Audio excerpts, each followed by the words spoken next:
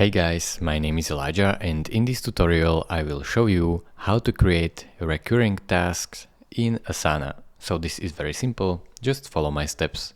First, scroll down until you see your project sections and open the project where you want to create your recurring tasks.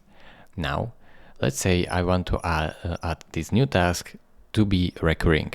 So I will go right here to due date, click on add due date, and then go down here, set to repeat.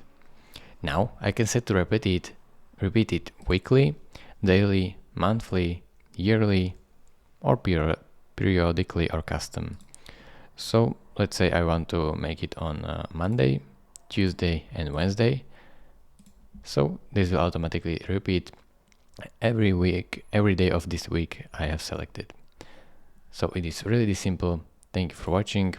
If this video was helpful to you, consider subscribing and liking this video, and I will see you in the next tutorial. Bye bye.